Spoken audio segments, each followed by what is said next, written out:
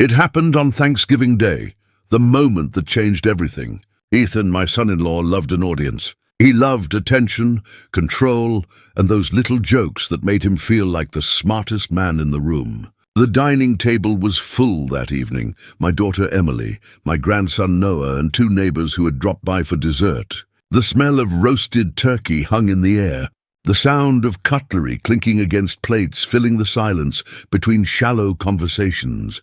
And then Ethan looked at me, carving another slice of turkey with that smug grin he'd perfected over the years. "So, Daniel," he said loud enough for everyone to hear, "if that job hunt of yours doesn't work out, don't worry. The garage is ready for you to move in." Laughter filled the room. Awkward, nervous, but laughter all the same. Even Emily smiled, that tight, polite smile she wore whenever her husband decided to be funny at my expense. And Noah, he laughed too, even though he had no idea what the joke meant. Children learn fast. They laugh when the grown-ups laugh, even when it's cruel. I smiled back, pretending not to care. But inside, something cold and steady began to form. They thought I was just the aging father, the failure who'd lost everything. The man who should be grateful to have a seat at their table. What they didn't know was that I already owned 15 hotels. As they passed around the mashed potatoes, my phone buzzed quietly under the napkin. A reminder flashed on the screen, an embargoed press release scheduled for tomorrow evening. The headline read, "Morris Hospitality Holdings acquires Riverton Hospitality Group in $10.6 million deal. That's my company. My deal, my secret. For 2 years, I'd kept it hidden. I drove a rented Honda, wore cheap department store shirts, and played the part of the man who'd fallen from grace. They pitied me. They laughed behind my back. But all the while, I was building something far bigger than any of them could imagine. Ethan kept talking, bragging about his new promotion, about how hard he worked to provide for his family.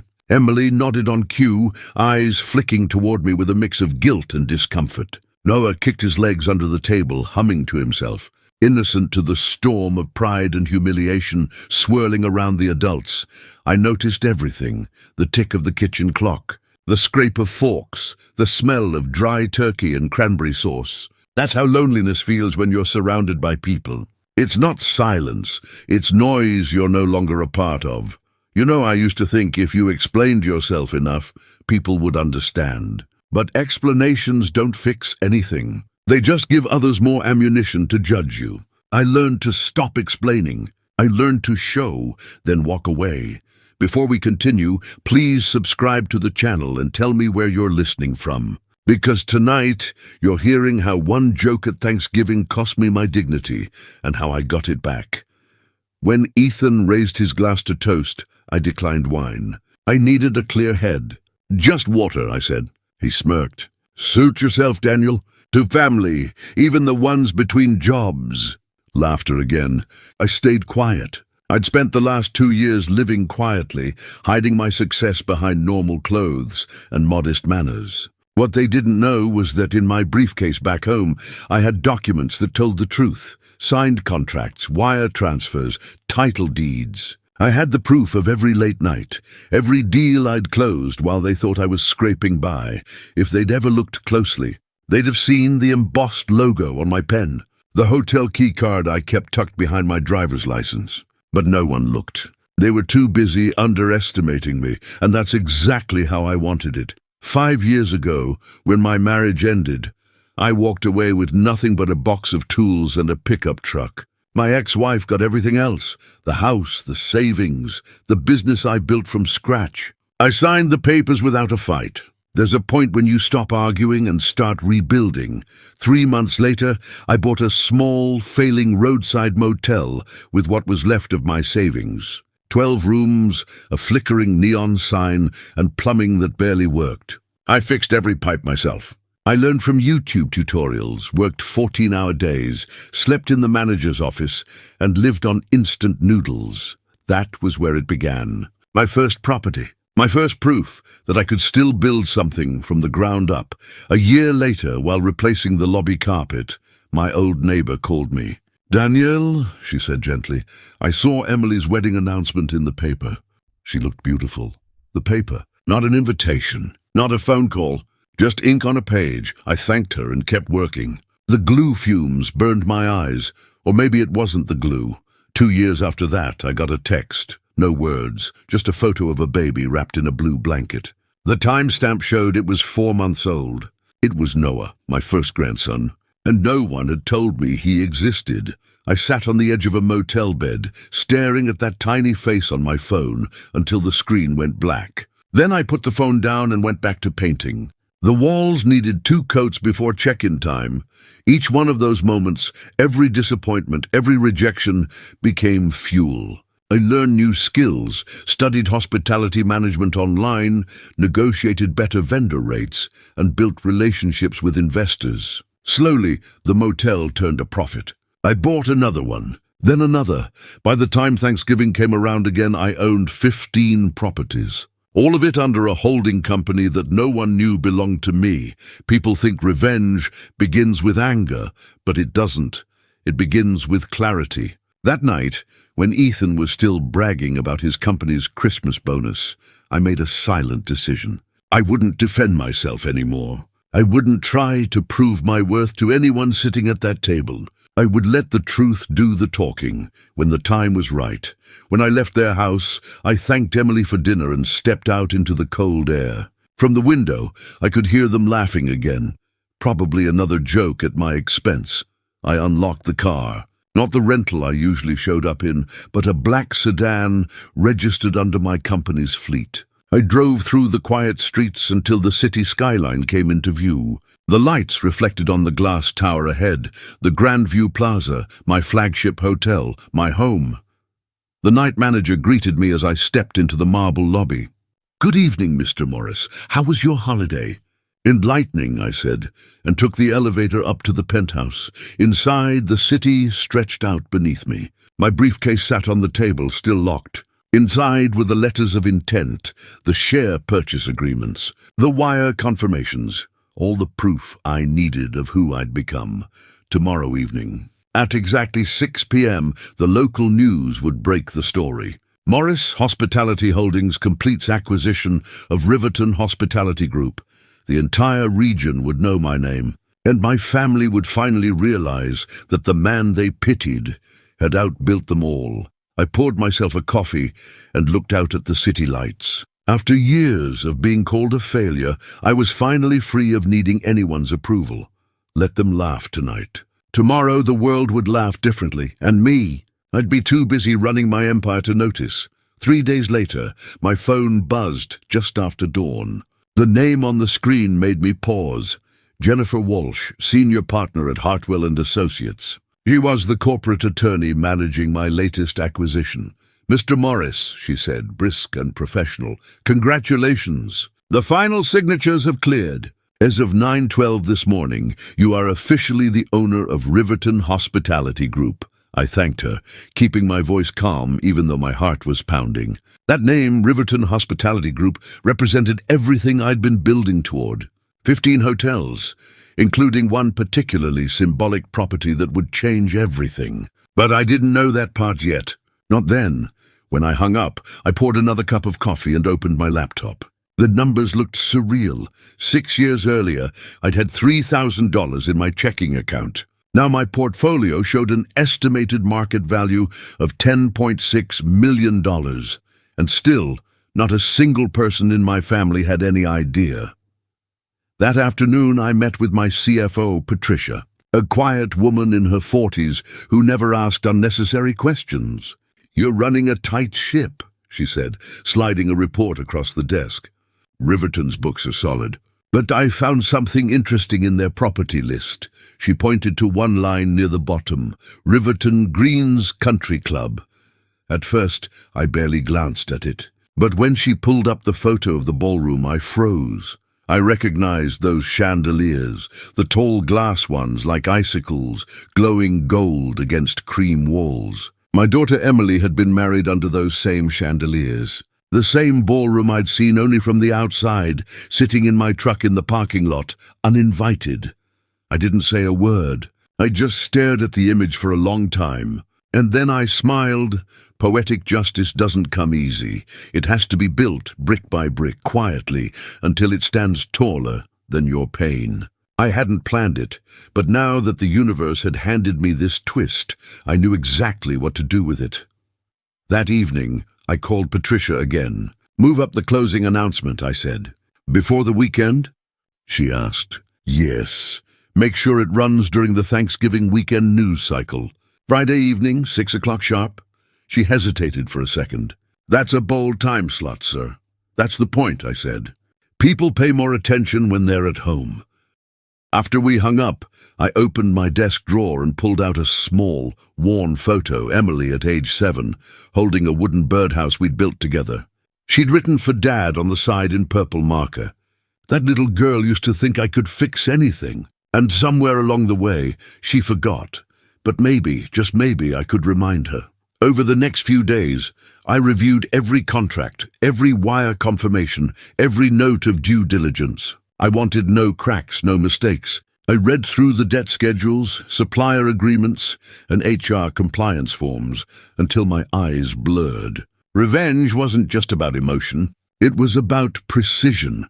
At night, I walked the hallways of my hotels. The staff greeted me with quiet respect. Not the forced kind that comes from fear, but the kind that comes from seeing the boss working beside them. I liked that. It grounded me.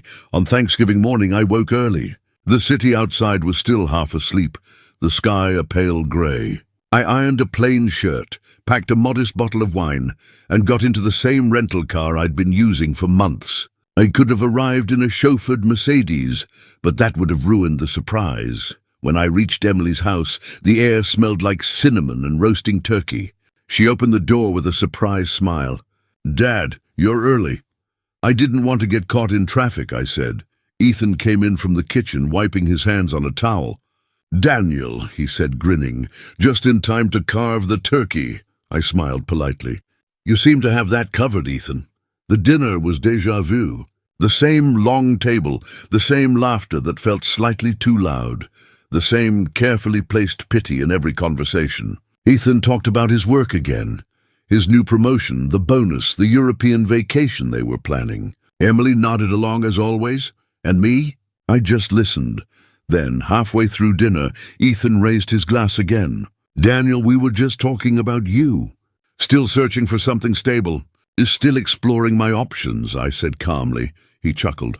"Well, you know the garage is still available if you ever need it." The room laughed. Again.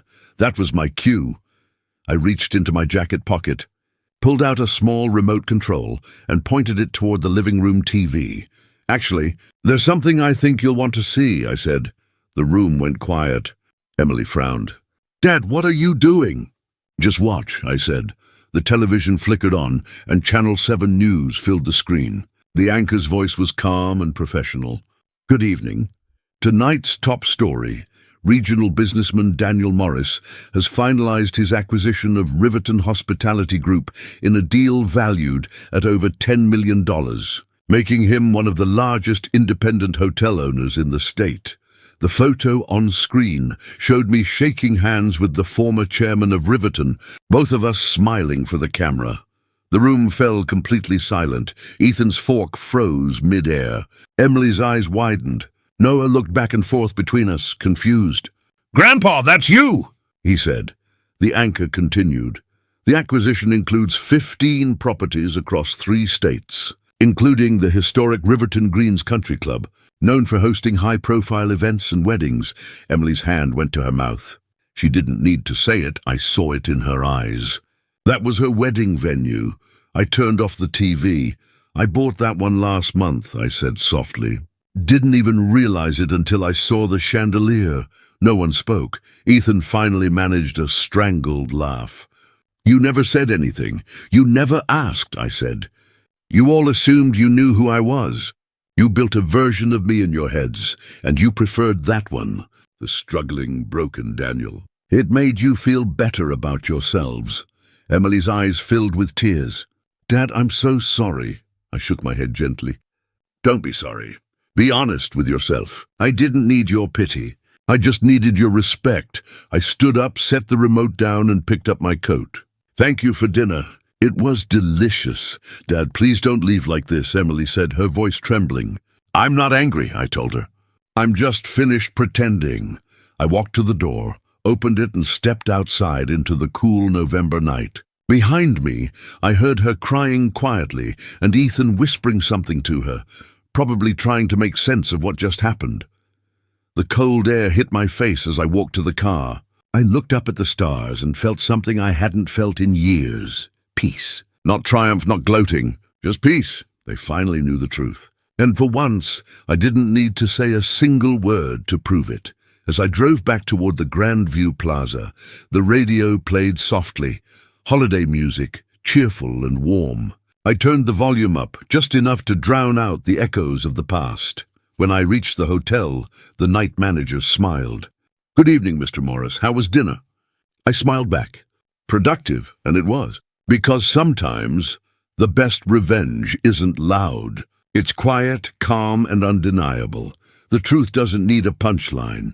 It just needs the right timing. 6 months passed after that Thanksgiving night. In that time, the story of my acquisition spread far beyond local news. Business journals ran features about the self-made man who rebuilt his empire from the ground up. Investors wanted meetings. Bankers returned my calls faster than I could answer them. And my company, Morris Hospitality Holdings, was now a respected name in the regional hotel industry. But the victory wasn't about headlines or money. It was about silence, the kind that comes after years of being underestimated. I started every morning the same way: black coffee, sunrise over the city, and a moment of gratitude that I'd made it through the storm. One morning, as I reviewed expansion proposals for 3 new properties, Patricia, my CFO, walked in with her usual calm efficiency. "Congratulations," she said, setting a folder on my desk. The Milwaukee bid was accepted. "That makes hotel number 18. 18, I repeated with a small smile. "I still remember when I could barely fill 12 rooms. Patricia smiled back. "You've come a long way, Mr. Morris." I nodded. "We both have." After she left, I glanced at my phone. There were unread messages, some from investors, some from reporters, but one stood out. It was from Emily. "Emily, Dad, Noah has a baseball game this Saturday. It would mean a lot if you came." I stared at that message for a long time. In the months after Thanksgiving, Emily had been reaching out more often. There were small attempts at conversation, texts, invitations, little gestures that told me she was trying. The guilt in her voice had faded into something quieter, something real. I showed up that Saturday, standing near the chain-link fence as Noah ran across the field in his bright blue uniform. When he spotted me, his face lit up. "Grandpa, you came!" I waved, smiling. "Wouldn't miss it, champ." For the first time in years, being around them didn't sting. It felt settled, like a wound that had finally closed, even if the scar remained. After the game, Emily walked over, holding 2 cups of coffee. "You still like it black, right?" I nodded, taking the cup. "Always." She hesitated, then said, "I can't stop thinking about that night. The Thanksgiving dinner. I can't believe I didn't see what was happening. Who you really were." I looked at her carefully. "You saw what you wanted to see. Everyone does. I didn't correct you because I needed to build this without anyone's help or their approval." Her eyes filled with tears. "I was wrong to let him treat you that way." I shook my head. "No, you were scared to lose the comfort you'd built." "I understand." She reached over and squeezed my hand. "Can we start over?" I smiled softly. "We can start honest. That's better than starting over." As we talked, Noah ran up holding his glove. "Grandpa, did you see my hit?" "I did," I said proudly. "Straight into left field. That was perfect form." He grinned wide, showing the little gap in his teeth. "Mom says you have a hotel with a big pool. Can we go there sometime?" I chuckled. "If your mom says yes, I'll show you the biggest pool you've ever seen." It was strange how the smallest things could heal the biggest hurts. A few weeks later, I was in my office when my assistant's voice came through the intercom. "Mr. Morris, your 11 o'clock is here." I checked my calendar. The name made me pause. Send him in, I said quietly. Ethan walked in wearing a navy suit that looked just a bit too tight around the shoulders. He looked smaller somehow, deflated. His usual swagger had vanished. "Daniel," he said, forcing a polite smile. "Thank you for seeing me." I gestured for him to sit. "Coffee?" "Please." I poured 2 cups and handed him one. His hands trembled slightly. "I wanted to apologize," he said finally, "for everything I said, everything I did. I was arrogant. I thought I had it all figured out. Turns out I didn't." I leaned back, watching him carefully. "You lost your job." He looked surprised. "How did you—" "I read the industry reports," I said simply. "Your firm's been downsizing for months. You were in middle management. The math wasn't in your favor." He nodded slowly. "You're right. They let me go last month. I've been trying to find something, but it's tough. I was hoping maybe there might be a position here. I know hospitality accounting. I could help." For a moment, the room was silent, except for the faint hum of the air conditioning. I looked at him, not with anger, but with the kind of distance that comes from seeing someone clearly for the first time. "Ethan," I said quietly, "we do have an opening. Senior accountant. You'd report to Patricia, not me.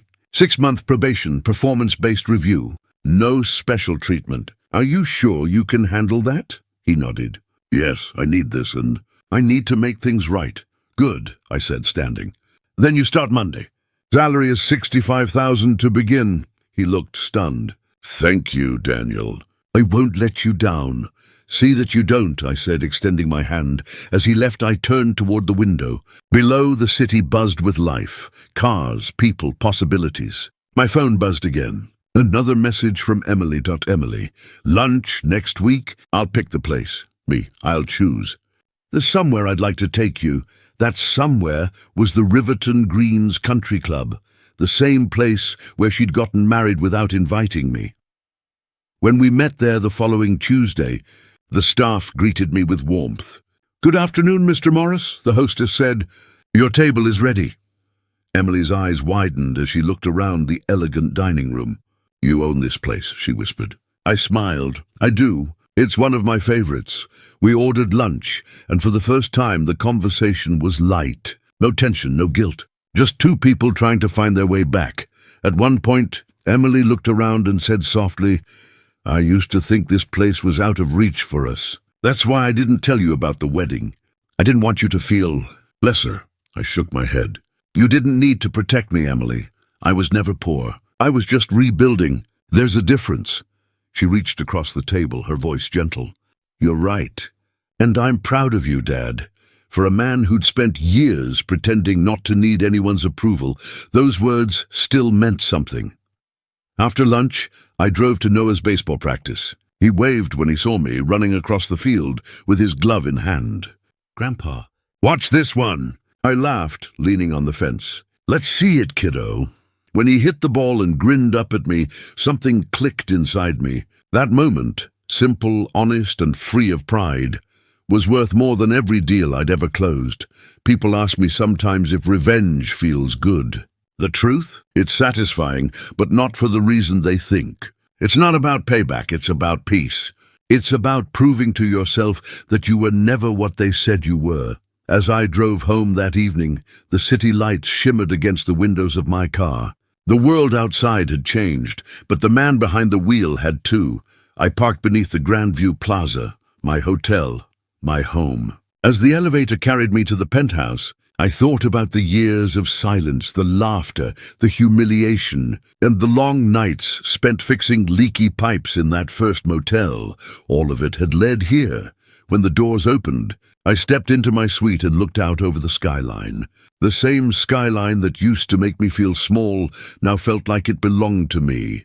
Revenge hadn't just given me back my pride, it had given me clarity. And as I looked down at the city I'd rebuilt myself into, I smiled quietly and whispered, "Sometimes silence builds the strongest walls." Then I turned off the lights, and for the first time in years, I slept without a single thought of what anyone else thought of me. A few weeks later, I stood on the balcony of my penthouse, the morning sun spilling through the glass, casting gold over the skyline. The city hummed below, a quiet rhythm of movement and ambition. It felt different now. Not louder, not grander, just steadier. I'd built something real, something that could stand on its own, and for once, I didn't feel like I needed to prove it to anyone. My phone buzzed on the counter. It was a message from Patricia, my CFO. Milwaukee Hotel officially operational. Staff onboarding complete. We're now at 18 properties total. I smiled. 18. From one failing roadside motel with 12 rooms to 18 thriving properties across 3 states. I sent her a quick reply. Excellent work. Let's set a meeting for next week. Time to talk about expansion west. As I slipped the phone back into my pocket, I thought about the past few months. Emily had kept her promise. She'd been present. Small texts, random calls, coffee invitations. No grand gestures, no forced apologies. Just consistency. The kind of care that doesn't need to be loud to be real. And Ethan, he'd been working quietly under Patricia. At first, everyone in the accounting department walked on eggshells around him, whispering about the boss's son-in-law. But Ethan earned his place. He came in early, stayed late, never asked for favors. Patricia told me privately that he was efficient, humble, and respectful. People can change if they've been stripped of all the illusions that made them arrogant in the first place. Still, I kept my distance. I didn't want friendship or even approval. I just wanted boundaries. One Friday afternoon, Patricia knocked on my office door. "Mr. Morris," she said softly, "Ethan wanted to speak with you. He said he'd wait until you were free." "Send him in," I said. He entered, nervous but composed. His suit fit better this time. His expression was calm, almost grateful. "Daniel," he said, "I wanted to thank you again for giving me a chance. I didn't deserve it. I know that." I leaned back in my chair. "You earned your position. I didn't give you anything." He nodded slowly. "I still think about that night. What I said, the things I did. You didn't humiliate me when you had the chance. You could have crushed me in front of everyone, but you didn't. I didn't need to," I said. "The truth does that on its own." He looked down, fidgeting with his tie. "I used to think success was about being the loudest in the room. Now I know it's about being the calmest. That caught me off guard. It wasn't a rehearsed apology. It was reflection. "Keep that lesson close," I told him. "It'll take you further than ambition ever will." When he left, I sat in silence for a while. The office was still. The only sound, the faint buzz of the city below. I realized then that the revenge part of the story had ended months ago. What remained was perspective. That night, I drove out of the city and headed toward one of my mountain resorts. I didn't tell anyone where I was going. The drive took 4 hours, winding roads through pine forests and fading sunlight. When I arrived, the property was quiet. Off-season, only a few guests checking in. The front desk clerk smiled when she saw me. "Welcome back, Mr. Morris." "Good to be here," I said. I spent the evening walking through the hallways. Running my fingers along the polished wood rails, I'd once sanded myself when I was still learning what ownership really meant. The smell of pine and fresh linen brought back everything. The exhaustion, the uncertainty, the stubborn hope that somehow it would all be worth it. At midnight, I sat on the deck overlooking the valley. The stars looked close enough to touch. I thought about my life, the mistakes, the humiliation, the rebuilding, and the peace that followed. I realized that revenge was never really about hurting anyone else. It was about reclaiming the version of yourself they tried to erase. When you lose everything, you meet your truest self. And if you're patient enough, you build something that no one can take away again. The next morning, I woke early and drove back to the city. I had lunch scheduled with Emily at noon. I chose the same restaurant at Riverton Greens, the one that used to represent everything I wasn't invited to be part of. When she arrived, she looked happy, calm in a way I hadn't seen for years. We talked about Noah's school, his grades, his dream of becoming a pilot. She laughed when I told her I'd buy him his first model plane. "You'll spoil him," she said. "I didn't get the chance to spoil you," I replied, smiling. After lunch, she looked at me thoughtfully. "Dad, can I ask you something?" "Of course. Are you happy now?" I thought about that for a long moment. The question seemed simple, but it wasn't. Happiness wasn't something I'd thought about in years. "I'm content," I said finally. "Happiness fades. Contentment stays." She nodded slowly, understanding. "Then I'm happy for you." When we walked out of the restaurant, I looked up at the building's sign, Riverton Greens Country Club. The same place that once symbolized exclusion now represented balance. I had no bitterness left, only perspective. That evening I went to Noah's baseball practice again. He spotted me immediately, waving his glove in the air. "Grandpa, watch this!" He hit the ball cleanly, the sound echoing through the field. I cheered louder than anyone. After the game, as we walked to the parking lot, Noah asked, "Grandpa, were you ever scared when you didn't have anything?" I smiled. "Every single day. But fear isn't bad, Noah. It just reminds you that you're still alive. What matters is what you do with it." He looked thoughtful. "So, you built hotels instead of being scared?" I laughed softly. "Something like that." Later that night, I stood once more by the window of my penthouse, watching the city lights shimmer across the horizon. Revenge had done its job. It restored what was taken from me. But forgiveness, that's what kept me whole. I forgave them all, not because they deserved it, but because I did. I finished my drink, turned off the lights, and whispered into the quiet room. Sometimes the greatest revenge is peace, and as the city glowed below, I realized I wasn't just the man who'd been underestimated. I was the man who'd rebuilt his life brick by brick in silence, and finally, that silence was enough. A year passed. I didn't even notice it at first. Time, once heavy with memories and regret, now moved lightly, like air flowing through open doors. Life had become steady, quiet, beautifully predictable. My hotels ran smoothly. The teams I'd built were loyal, professional, and efficient. Patricia now managed most of the operations. She'd grown into a force of nature, firm but fair. I no longer needed to micromanage every contract or invoice. I'd earned the right to breathe. One crisp autumn morning, I woke before sunrise, brewed my coffee, and stood by the window overlooking the skyline. The city was still dark, dotted with tiny golden lights that looked like constellations on the ground. For years, I'd looked at this view and seen ambition. Now I saw balance. I picked up my phone and scrolled through messages. One was from Emily. "Dad, Noah won his first school essay contest." "He wrote about you." I smiled and opened the attached photo. It was a piece of lined paper with the title, "My Grandpa Who Never Gave Up." He had written about how I fixed old hotels, worked hard, and taught him that quiet people can be strong too. He even drew a little stick figure of me, holding a wrench next to a tall building. I sat down, holding the phone a little tighter than usual. There was a lump in my throat that no amount of success had ever caused before. That drawing, simple and innocent, was everything I'd been working toward. Not recognition from the world, not respect from those who once mocked me, just that. A child who saw me clearly. Later that week I met Emily and Noah for lunch. We sat outdoors, the sun warm but gentle. Ethan joined us too, different now, calmer, softer. He still worked at the company, and Patricia said he'd become one of her most dependable managers. During lunch, Noah was full of energy, talking about his school, his essay, his friends. "Mom says we might go on a trip for Christmas," he said excitedly. Ethan nodded. "We're thinking about taking him to see snow for the first time." "Good idea," I said. "There's a resort 2 hours north. You'll like it." "I own that one." They laughed. Not awkwardly this time. Genuinely. After lunch, Ethan stayed behind while Emily took Noah to the restroom. He looked at me seriously. "Daniel," he said, "I don't know if I'll ever deserve your forgiveness, but I want you to know I've spent this year trying to become someone my son can be proud of.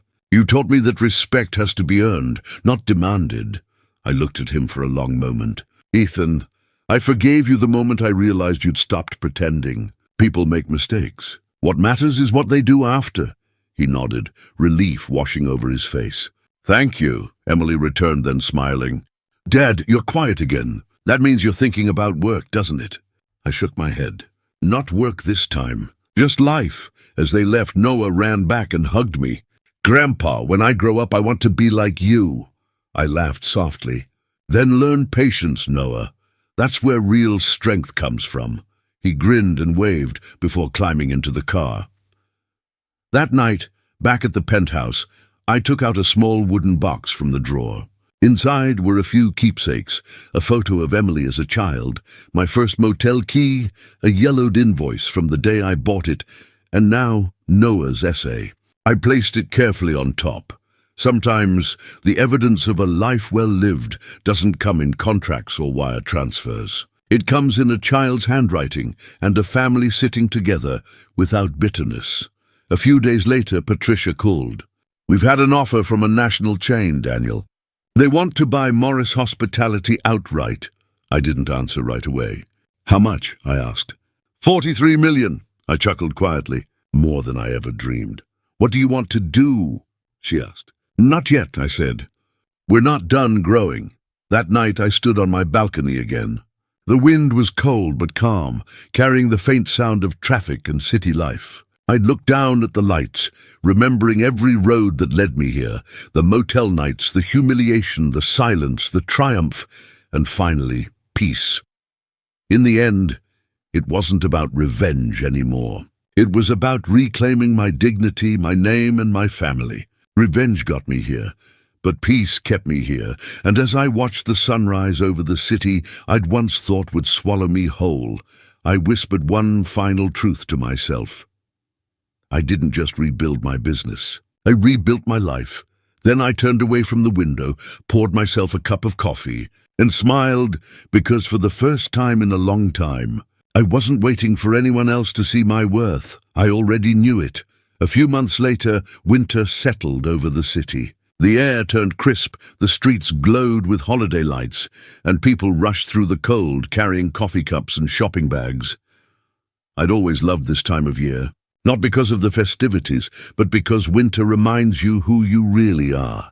It strips away the noise, the chatter, and the pretending. You either learn to endure the cold, or you grow strong enough to create your own warmth. That December morning, I sat in my office, sipping coffee as the snow drifted outside the tall glass windows. Patricia stepped in holding a folder. "The holiday bonuses have been approved," she said. "You want to sign off?" I smiled. "Of course. Make sure the night staff gets the same percentage as management," she nodded. "You've always been fair, Daniel." I looked at her. "Fairness isn't charity, Patricia.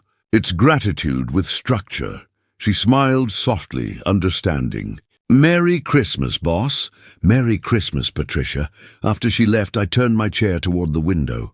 Below, one of my hotels had strung garlands and lights across the lobby doors. Guests passed through laughing, carrying gifts. I felt an odd sense of calm watching them.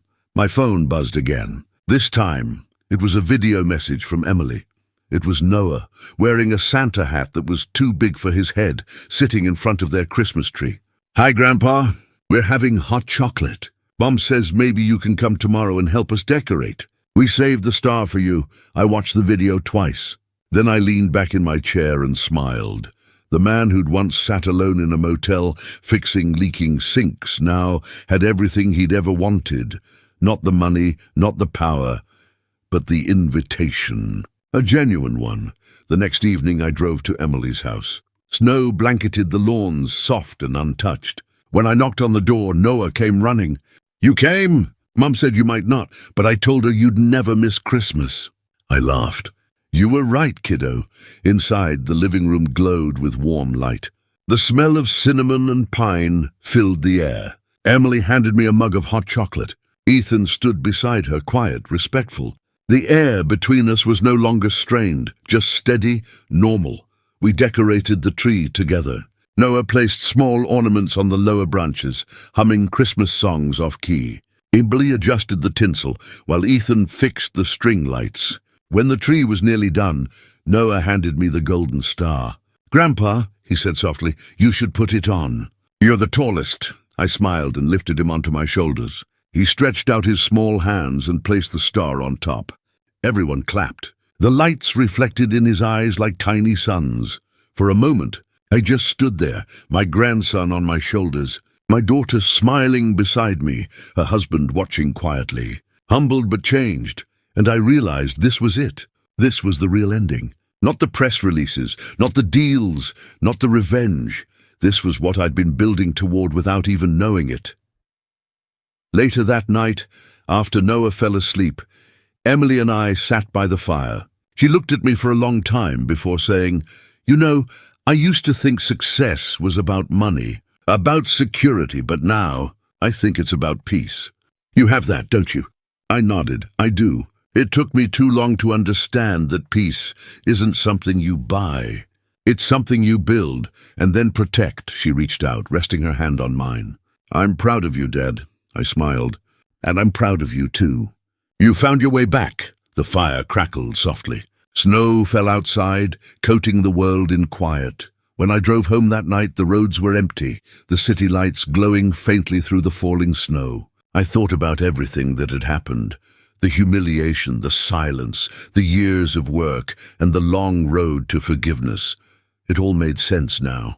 Every step, every scar, every lonely night in that motel. It was never just about proving them wrong. It was about proving to myself that no one, not even life itself, could keep me down if I refused to stay there. When I reached the Grandview Plaza, I parked in the underground garage and took the elevator to the top floor. The doors opened to the familiar quiet of my penthouse. I set my keys down, walked to the window, and watched the snow fall over the city I had rebuilt myself into. In the reflection of the glass, I didn't see the broken man who'd once been laughed at. I saw a builder, a father, a grandfather, a man who'd lost everything and found peace in the ruins. I lifted my glass of wine to the skyline and whispered softly, "To the ones who doubted me, thank you. You built the silence I needed." And then, with a calm heart and a small smile, I turned off the lights. The city below shimmered like a promise kept. I finally had everything I needed. Not revenge, not victory, just peace, and the love that waited patiently for me to come home to it. A few weeks after Christmas, I found myself walking through the lobby of one of my smaller hotels, a cozy mountain property that still smelled of cedar and fresh paint. The fireplace roared in the corner, and the front desk clerk, a young man named Leo, was helping a family check in. He didn't notice me right away, which I liked. He was kind, patient, and good at his job, exactly the kind of person I'd once been when no one was looking. When he finally turned and saw me, his eyes widened. "Mr. Morris, I didn't realize you were visiting today." "Just passing through," I said with a smile. "You're doing great work, Leo. Keep that up." As I walked toward the door, he said, "Sir, I've been meaning to ask, how did you do it? How did you come back after losing everything?" I stopped and thought about that for a moment. "By staying quiet when I wanted to shout," I said, "and by remembering that revenge doesn't have to be loud, it just has to be complete." He nodded slowly, as if trying to memorize the words. Outside, snow crunched under my shoes. The air was cold but clean, and for the first time in my life, I didn't feel like I had to rush anywhere. When you're young, you chase success. You run after it like it's the only thing that matters. But as you grow older, you realize success is just a room you decorate with peace, family, and self-respect. Without those things, it's empty. I climbed into my car and started the engine. The radio was playing softly, an old song from the 80s I hadn't heard in years. It made me smile. Funny how music can pull you through time, taking you back to the person you used to be. I drove slowly down the mountain road, watching sunlight break through the clouds. Somewhere halfway down, I pulled over at a scenic overlook, the same spot I'd stopped at years ago, back when I was still fighting to believe in myself again. I remembered sitting there with nothing but debt, loneliness, and a map of dreams that felt impossible. Back then, I promised myself one thing, that if I ever rebuilt my life, I'd never let success harden me. I'd stay kind, grounded, and grateful. And somehow, through every trial, I kept that promise. I got out of the car, stepped to the railing, and looked down at the valley below. The town stretched out quietly, the roofs dusted with snow. Somewhere in that town, families were laughing, hotels were full, Lights were glowing, all part of the world I'd helped shape, without anyone realizing how much of myself I'd poured into it. For the first time, I whispered a thank you, not to fate, not to luck, but to every version of myself that didn't give up. The man who'd scrubbed motel floors, the one who'd eaten cold soup in empty rooms, the one who'd sat outside his daughter's wedding. Heartbroken but still determined, all of them had led me here. When I finally drove back to the city, the roads were clear and the sun was low, painting the skyline in gold. The Grand View Plaza shimmered in the distance, my flagship, my monument to quiet perseverance. That evening, I walked through the lobby like any other guest. People passed by without realizing who I was, and I liked it that way. I watched couples check in, kids laugh near the fountain, staff moving efficiently with practiced smiles. I sat in one of the leather chairs near the window, sipping coffee, blending into the rhythm of the place. And I realized something simple yet profound. I wasn't just the owner of these walls. I was part of the lives that moved through them. A young couple nearby was arguing gently about something silly, whether to get dessert before dinner. The man noticed me watching and smiled awkwardly. "Sorry, sir, we're being loud." I waved a hand. "No need to apologize. Love's supposed to make a little noise." They laughed. And I saw in them a reflection of who I'd once been, with all the pride, the mistakes, the love, and the lessons still waiting to be learned. When I finally stood to leave, I took one last look around the lobby. My empire, my silence, my peace, and I knew the time was coming soon to pass it on, to let someone else lead, someone younger, maybe even my grandson one day. Because real legacy isn't money, it's values. It's the echo of the example you leave behind. As I stepped out into the evening air, the city lights shimmered below like tiny promises. I pulled my coat tighter, breathed in the cold, and smiled to myself. People spend their whole lives trying to prove their worth to others. I spent mine learning that the only person who ever needed convincing was me. So if you're listening right now, if someone ever made you feel small, invisible, or unworthy, remember this: silence is power. Consistency is revenge, and peace. Peace is victory, because when the world laughs at you, the best sound you can ever make is the sound of success whispering back. And that, I said quietly to myself, watching the city glow beneath me, is how I got everything they said I'd never have, and kept my soul in the process.